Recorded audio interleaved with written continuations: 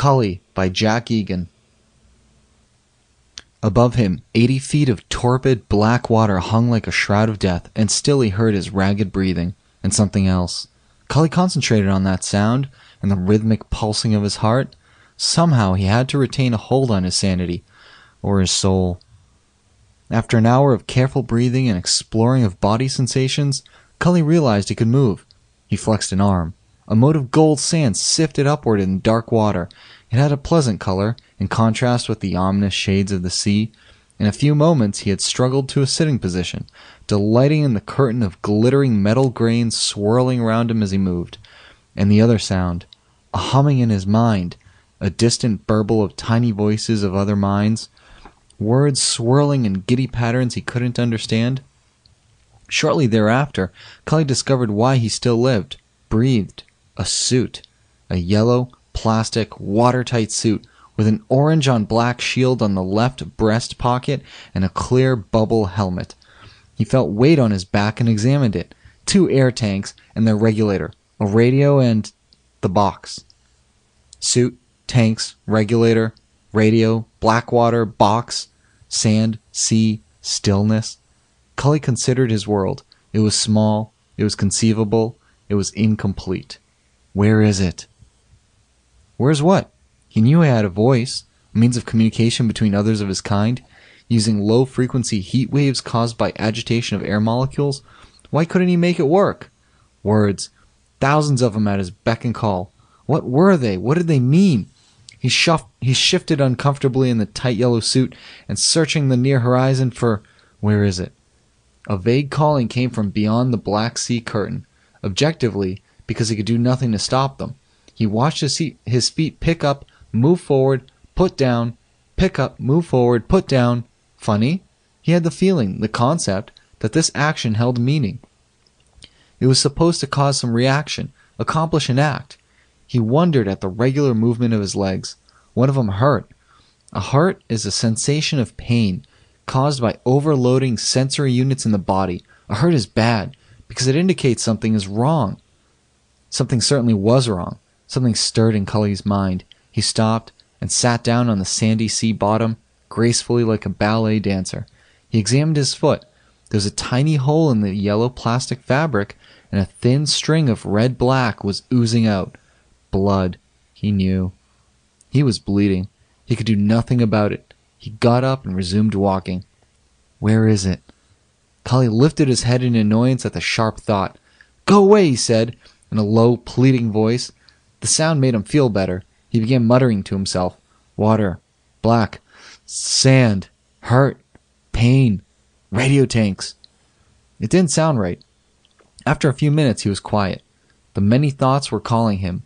He must go to the many thoughts. If his foot was bleeding, then something had happened. If something had happened, then his foot was bleeding. No! If something had happened, then maybe other things had happened before that. But how could something happen in a world of flat gold sand and flaccid sea? Surely there was something wrong. Wrong. The state of being not right. Something had happened that was not right. Cully stared at the edges of the unmoving curtain before him. Where is it? It was a driving, promise-filled concept. No words. Just the sense that something wonderful lay just beyond reach. But this voice was different from the many thoughts. It was directing his body. His mind was along for the ride. The sameness of the sea and sand became unbearable. It was too right, somehow. Cully felt anger and kicked up eddies of dust. It changed the sameness a little. He kicked more up, until it swirled around him in a thick gold haze, blotting out the terrible emptiness of the sea. He felt another weight at his side. He found a holster and a gun. He recognized neither. Again, he watched objectively as his hand pulled the black object out and handled it. His body was evidently familiar with it, though it was strange to his eyes. His finger slipped automatically into the trigger sheath. His legs were still working under 2 drives, the many thoughts urging, and something else, buried in him. A longing, up and down, back and forth. Where is it? Anger, frustration flared in him. His hand shot out, gun at ready. He turned around slowly. Through the settling trail of suspended sand, Nothing was visible. Again he was moving. Something made his legs move. He walked on through the shrouds of death until he felt a taut singing in his nerves. An irrational fear sprang out in him, cascading down his spine, and Cully shuddered. Ahead there was something. Two motives. Get there because they calls. Get there because you must. Where is it? The mind voice was excited, demanding. Something was out there besides the sameness. Cully walked on, trailing gold. The death curtain parted. An undulating garden of blue and gold streamers suddenly drifted toward him on an unfelt current. Cully was held, entranced. They flowed before him, their colors dazzling, hypnotic. Come closer, earthling, the many thoughts spoke inside his head, soothingly. Here it is, Cully's mind shouted. Cully's mind was held, hypnotized, but his body moved of its own volition. He moved again. His mind and the many thoughts spoke. Fulfillment, almost. There was one action left that must be completed. Cully's arms moved.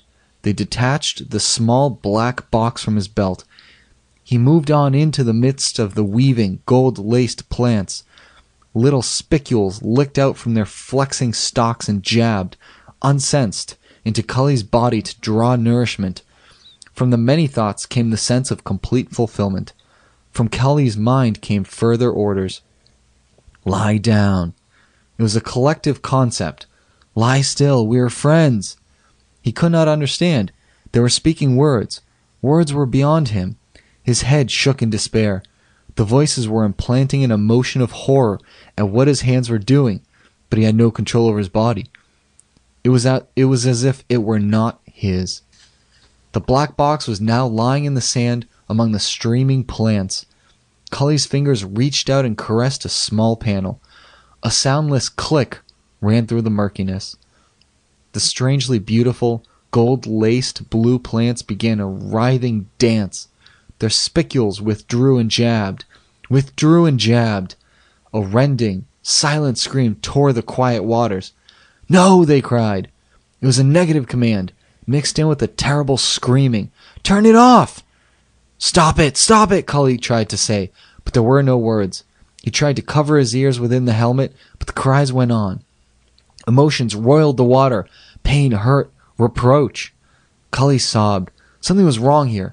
Something was killing the plants, the beautiful blue things. The plants were withering, dying. He looked up at them, stupefied, not understanding, tears streaming down his face. And what did they want from him? What had he done? Where is it? A different direction materialized, a new concept of desire.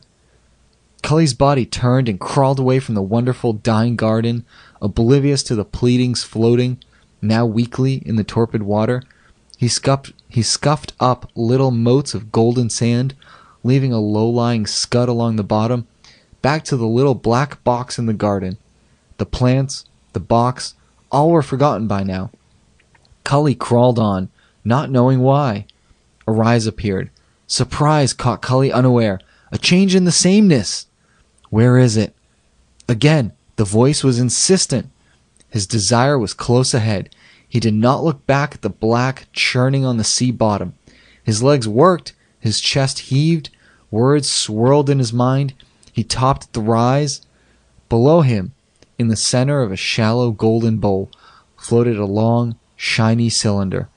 Even from here he knew it was huge. He knew other things about it. How heavy it was. How it was. That it carried others of his kind. He had been in it before, and they were waiting for him. He lurched on. Captain, here comes Cully, the midshipman shouted from the airlock. Look what they've done to him. The old man's gray eyes took in the spectacle without visible emotion. He watched the pathetic, bleeding yellow plastic sack crawl up to the ship and look up. His hands reached down and lifted Cully up into the lock.